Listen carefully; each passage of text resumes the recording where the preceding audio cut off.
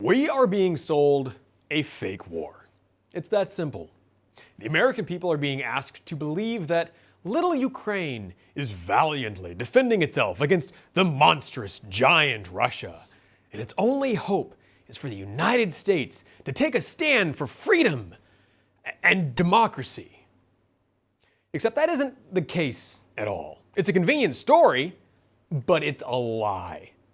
This war was manufactured from the beginning by the globalists and the tyrants in Washington, and designed specifically to cripple our economy and plunge the world into a massive depression, which would help centralize the globalists' power.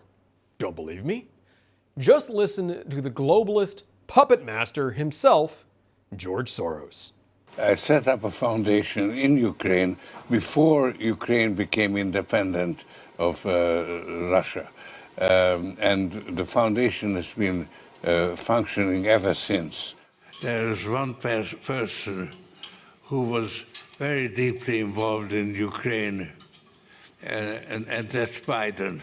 He had a lot more patience than I had in trying to convert Poroshenko into a democratic leader. But the opportunity to generate a united Ukraine, getting it right, is within your grasp. And we want to be your partner, your friend in the project. And we're ready to assist. There is one person who was very deeply involved in Ukraine, and that's Biden. Let that sink in.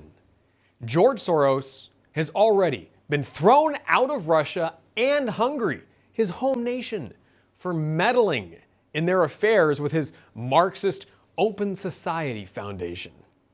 Now we can see why.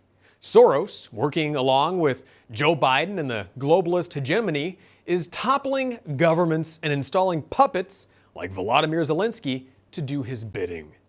And now you have this same man predicting that the Russian invasion of Ukraine will spark a third world war, maybe leading to the end of all mankind. Joe Biden followed that up by warning we've never been closer to nuclear Armageddon than we are today. Are you paying attention? They are trying to start World War III. They are trying to provoke Russia into starting Armageddon. Why? Power. Power and control. Why do you think we're sending tens of billions of dollars to fight a war in Ukraine that we have no business in, when less than a quarter of that amount could have secured our own border?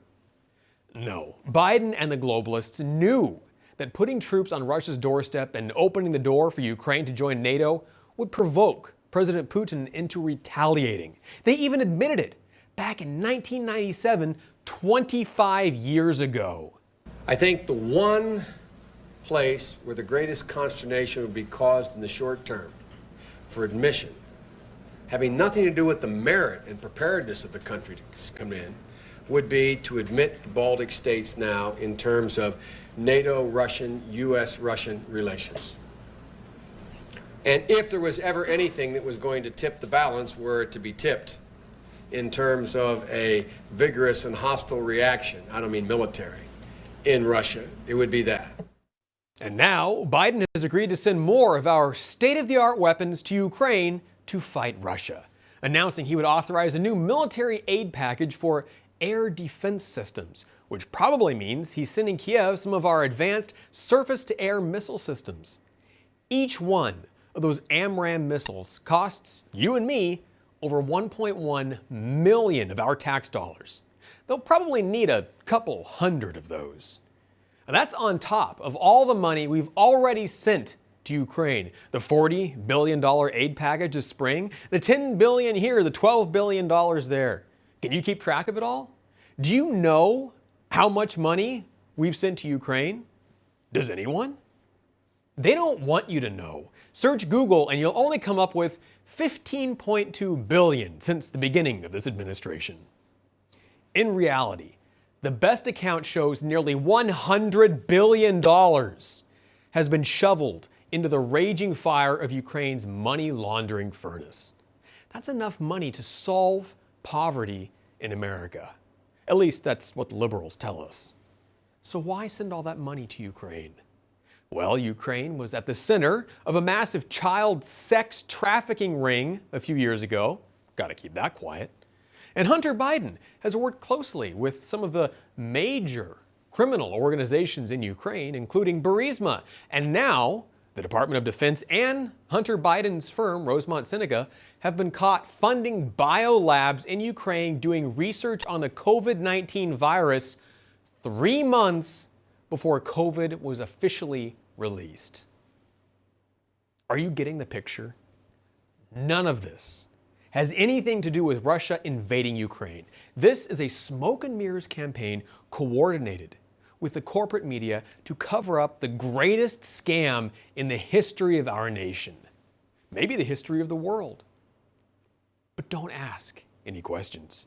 Just wave your flag for Ukraine. And remember, as the Democrats cripple our economy and send all our money and weapons to Ukraine to kick off World War III, Putin is the bad guy. For One America News, I'm Pearson Sharp.